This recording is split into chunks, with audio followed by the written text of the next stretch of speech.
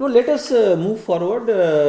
You can, whatever questions you have, you ask, and I will, try to give a very informal answer, not answer in a sort of what you say administrative or diplomatic language. Right. And then I always tell one thing, that why I sort of keep the students' take as the most important is because academic institute is defined by student. Like we are teachers because students are there. So whatever is his view, it may or may not be fully correct, but it has to be given a lot of importance. Just like we can't imagine a hospital without a patient's view taken into account. Only doctor and no patient coming has no sense. Right, absolutely. Similarly, academic institute is for students, and therefore it is always good to discuss openly and see what are the questions. You can go ahead, no problem.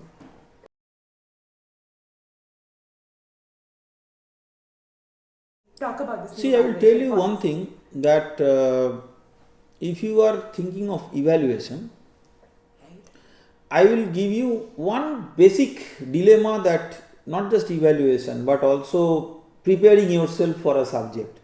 One basic dilemma. Before the generative AI came in, and say ChatGPT's access as a specific example, at least people had to search in the net here and there and organize. I asked one of my young colleagues maybe to do this exercise, and I tried to do a part of this by myself, and you can always do it as a nice experiment. Give the standard BTech question papers to ChatGPT, standard ones, not the very convoluted ones some teachers will ask and all. Right. The standard ones which are from the standard material they teach, or they are in the NPTEL lecture or in the books. That is, there is some open web or even restricted information, because generative AI will get acquire sources from that. So you will find it is doing reasonably well to get EX grade in everything. Right. I am quite sure. Yes. So then the question is that means it can technically lead you to a 10 out of 10 CGPA with zero knowledge, right?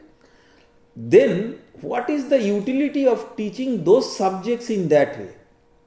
In the modern era, where the students will have an intuitive argument that yes, you can tell philosophically that I should learn this, that and all, but even if I am not learning, see, I very, sometimes very loosely tell to many students, one senior professor told me that there are two types of students, in a bit of a political language, who are interested about studies. Those who are not interested about studies is a third category. So the two types are fundamentalist and Marxist. So fundamentalist means a student wants to learn the fundamentals, and Marxist means you want to get marks. Now, irrespective of the political way of looking into it, majority of the students are Marxists, and you cannot blame, because you want to make your career. And why have you come to IIT? As a stepping stone for your bigger part of the career. Is it really to learn one in depth of a subject? Maybe one or two if you like, okay, but it cannot be generalized. Right? So if you find that your aspiration of becoming a Marxist is fulfilled without sort of going through the traditional studies, then we cannot blame you that much. I mean, we can only say, no, you people are immature. After 20 years, 30 years, you will realize that even in our younger age also our teachers used to tell. So that is there. But immediately you do not see anything negative. So now that the advancement of AI and several other technologies, non-AI also, like different forms of educational technology, access to high quality study materials, that virtual reality, augmented reality, and the 3D imaging of various things. So in our time, we had very good teachers, say drawing nice diagrams, school level life science, great diagrams and all. great teacher of history who would remember in which year what battle was fought and all those things. But now, in a click of you just touch your smartphone, you get all those. So that kind of learning, which in a technical language called as rote learning. Rote learning is commit to memory and vomit on the paper. That type of learning is no more going to be relevant. Unfortunately, most of our traditional assessment is testing that only. So whatever exam we are going for, we are looking for all these malpractice, this and that. I told to one of my colleagues that why can't you set a question so that by no malpractice they are able to answer. Then malpractice will be gone. And you give all open book and all those things, you allow them to bring the textbook, which is the basic textbook. If there is no such textbook, you allow them to bring the notes that you have given or they have copied from the board, you ask them to bring.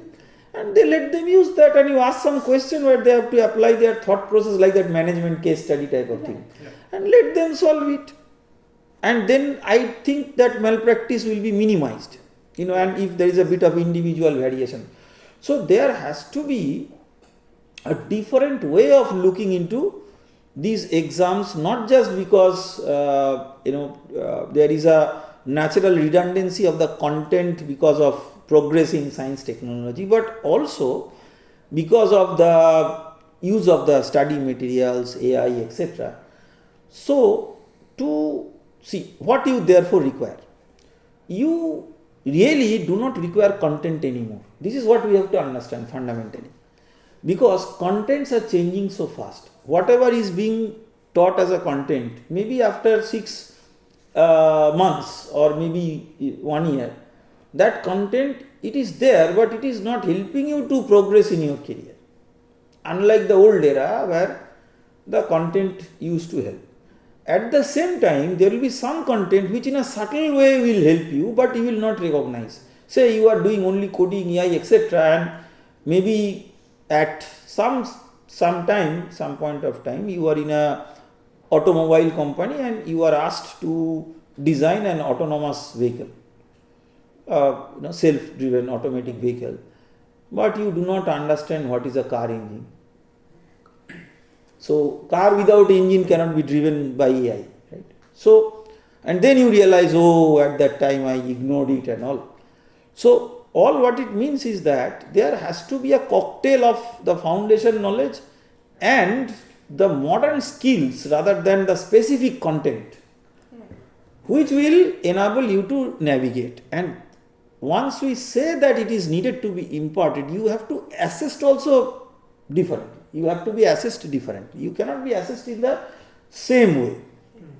So that actually prompted us in a way that this is coordinated. So teaching learning, there has to be a change. Fortunately, in the IIT system, teachers are empowered to change it automatically. Many will do, many will not do, and we are trying to do it organically so that they do.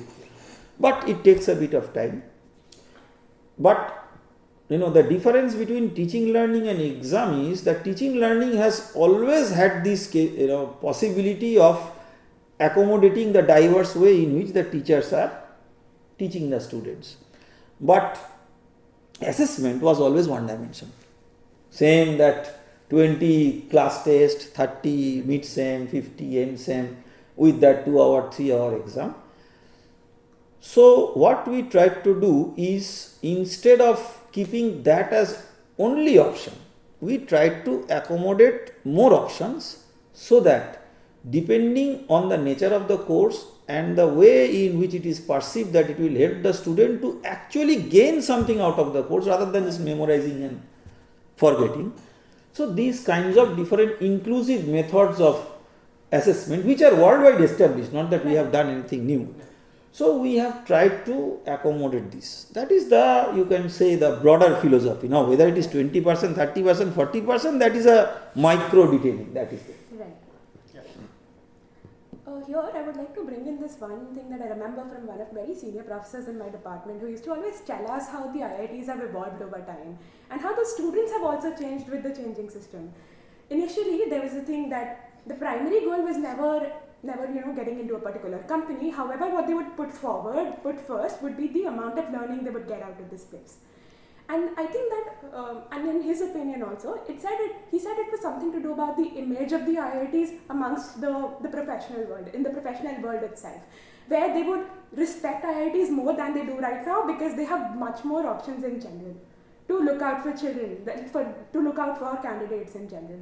Do you feel that in the broader vision, this will somehow enhance the image of IIT Kharagpur amongst the... I think that this is where IIT Kharagpur has the option or opportunity to build up a national model. Right. Why? Because any other IIT can propose this, but no other IIT has this kind of diversity. Right. So that this kind of diversity, this kind of inclusivity, on one side law, another side medical school, Right. all these things. So if we can create a framework which wins in all weather condition, law, management, this, that and all, this will show the way. See what, if I recall, one of our teachers said that the objective of this teaching learning is actually not to teach you a particular content, but to train you how to learn and unlearn. Yes. Throughout your life, you will be requiring to learn and unlearn many things, and perhaps much more than our generation people had to. So your skill to learn and unlearn, and possibly do it in a way where group work and so many other things are involved, because so much of AI and other things are getting into the activities, ethics and other things, that also comes in ethical use of that. So all these compasses guiding you in the proper direction, nurturing that and inculcating those that type of mindset into the students through the different course, project, internship, etc. I think that is much more significant in creating the impact of IIT brand, that people will recognize that now IIT KGP students are a class apart as compared to other students who are still coming, they are very bright, but they are given that bookish thing. IIT KGP students, of course, the bookish thing, how we can accommodate it. Let me give you one example, because I am from mechanical engineering. Say manufacturing. Now, there is a significant component of manufacturing course which is very descriptive, and a good amount of component which requires in between explanation, and their regular teaching is very important. But whatever is descriptive, say in what temperature, what material is poured and all those things, why can't we give that as a reading course to the students and ask them to do some kind of reading course based project or assignment, open book, open net or whatever, which will reflect that they have gone through that. Fair enough. Why do you require the student to remember that and reproduce in that? So that is where, and then when we are not having that as a component, that burden is relieved. You can work on some additional skills which will make you a bit elevated as compared to the level of other students of your same age group. Right. So it will definitely give an edge, no doubt about it. Right. That makes sense.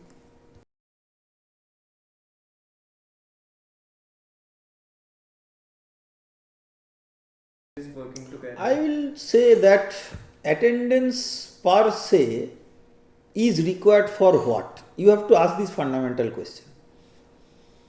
So, in an academic framework, attendance may reflect the sincerity of a student in going through the coursework, whatever is there. That is in the academic framework. Now, I have the counter logic that let there be a student, and this I apply in my own courses. If you have any friends who have done any course with me over the years, I apply it. I say that, well, I can take attendance or maybe not, but I do not care about that, because the objective of, at the end of the course, whatever I am going to assess is that what you have learnt out of the course.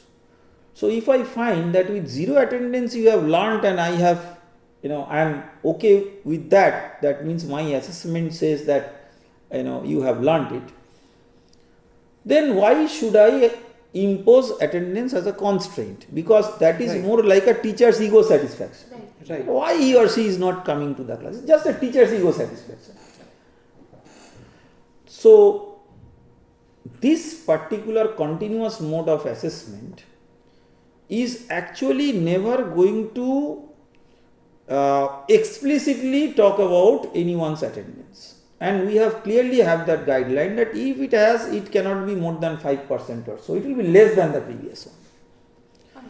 But there are certain things, let us say submission of assignment, submission of quiz or something like that. Now if these are done in a continuous mode, some days say you have not come, fine. And if these are in a continuous mode, I know I can tell one example from my own life as a student, and I feel now that he was such an advanced teacher at that time. We had one solid mechanics professor at IISc. So he used to almost take a quiz type of class test every week once, maybe one of the days and all. And initially we thought that no, if we are absent, if we are not prepared, but we realized that he would at the end average out everything, or some more kind-hearted people will take, say, best out of some, whatever it is. So in that case, if you have missed out something, it doesn't matter, and with that continuous thing, you are actually much more prepared. So in that way, I do not think explicitly attendance will come, and we have clearly told the teachers, given this message, that this continuous mode of assessment is to ease out the challenge of your make or break with one day performance. Right. So it should not be treated like a one day, say on that day, meet same, end same, class test. You are sick, or maybe you are okay, but your mind is not working. All of us are human beings, so you may feel not at all good. So okay, one day it can happen, say 20 marks, 30 marks, and if 10 such assessments are there, in the worst scenario, if it is counted, you lose 2-3 marks. But not like one day, that's a very bad day for you and your entire thing is gone. So it will encourage the students to be engaged with whatever is being taught throughout the thing, so that pressurize the night out preparation before the exam and all. This is also normalized to a large extent. It should help them. See, now how can we assume as teachers, there is another assumption, and which is actually correct in many cases, that students don't want to learn at all. But how can we build up a policy by assuming that? We have to be more positive. We have to think that students want to learn. Reality, 90% may not be willing to learn. That's a different thing.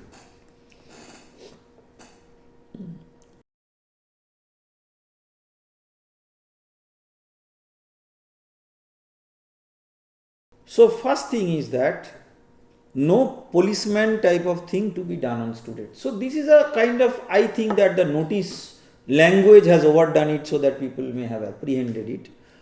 But there is no question of any policing, except it is not a policing, but someone leaving the campus late in the evening, late in the night actually, Right. not evening, maybe after 10 or 11 p.m.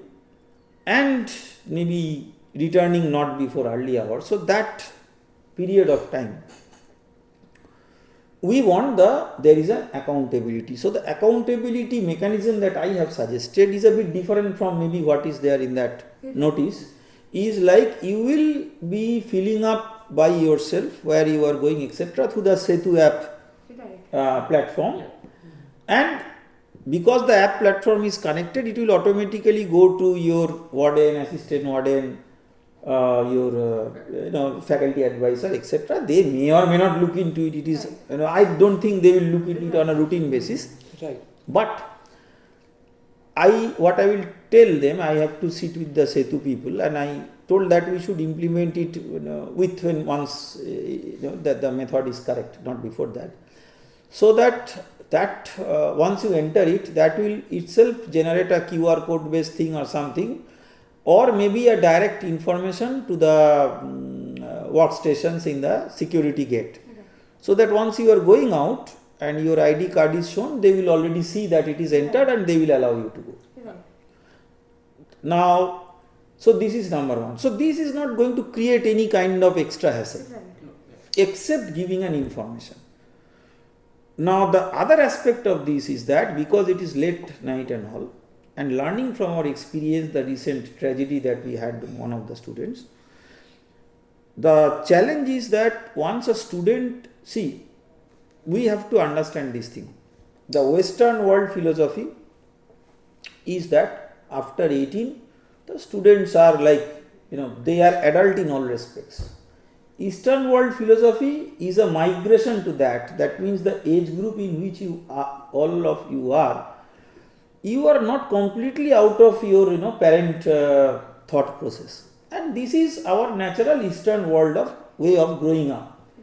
We do not want an Indian university to be westernized in this kind of upbringing in all respects. Up to your JEE exam, your mother, father, or whoever is the legal guardian is sort of pinpointing on you, and your day-night thing is being monitored. And now with nuclear family, it is always a bit more than what in the previous time when joint families, etc., were there. Now suddenly, that entire thing evaporates when you come to IIT. It is not going to work. And not only that, we cannot also shed our responsibility. Right. On one side, we were having parent meetings and this and that, and with our well-being team, the external experts interfacing, and the report that they have given is that 80% of the students are having certain issues with the parental pressure, this, that, and all. So, parents are also over concerned. Sometimes they are over concerned. So, keeping them in the loop is, I do not think that it is anything abnormal. Typically, if something happens within IIT, at least we have our security, this, that, we can try to address the thing within our abilities to the best. And as a teacher, I consider all of you like my son or daughter. So I cannot if my son is reading in studying in some place, now he is in high school at some time, if he gets chance in a good place, he will also enter a college. Now, if if I am anxious, just as a father, not as director of IIT Kharagpur, so I will be a bit relieved if I know, okay, say I am trying to catch my son or daughter and I am not getting in phone. Many times it is happening in halls and people are reporting us. Parents directly give call to the deans. So they will at least know according to their children's information where the children have gone. So this is not encroaching into privacy. If you are at your home, at 11 PM you are getting out of your home and mommy papa asking, beta kahan ja rahe ho? Is it encroaching into privacy? No, sir. Nahi. So that much only. So I do not think that it will get, and before implementing this, parents will know that we are implementing, so they will not get a shocker. Right. And if children say you are going somewhere to chai पीने के लिए, कहाँ जाओ क्या है? But let your parents know that तुम चाय पीने के लिए जा गया हो. कोई problem नहीं है इसमें. Nobody is going to kill you for that. That's the thing, very simple thing. So bring a bit more accountability into lost information. Otherwise, students going out, see, railway crossing is there. There are other bad people in the surrounding, selling substances, this, that. Some people may be having, some arms with them, and there are some enmities between some student groups. And what happens, we do not know. We want to protect all of you. That is a fundamental thing. See, as a parent-like person, I will be very happy if all of you do great in your life, great satisfaction. But I want you to be protected. That's a bare minimum thing, just like I want my son to be protected. That much I want. As the director of the institute, this is my first concern. Because your parents have handed over to you to the institute with this bare minimum assurance, Right. then what you learn is that next level. So, but shouldn't the same measures be implemented during the day? Like a student is leaving during the day, shouldn't the institute know at least if they are out or inside the Of course. But what I am saying is that daytime, the danger of getting trapped into wrong things is significantly less. So what I thought is that we should implement it in a phased manner. See that once we implement it for at extreme hours, what kind of learning that we get out of that, and then we will extend it to the daytime. The objective should be, even for any security, I have told that there should be minimal or no frisking of any person, and it should be in the modern world technology driven. Right. So why should people be brought into the so-called harassment? Someone interrogating you for 20 minutes, that is not needed. But information flow should be there. So if your faculty advisor wants to know, suddenly say midnight, your father is trying to call you, but you are in a place where the network is not good. Father is not able to call you. Mummy papa तो anxious हो जाते हैं. तो लोग phone किया, they will give phone call to the maybe faculty advisor. That person will at least know. अरे हाँ आपका बेटा है, अच्छा ठीक है. That much. Right.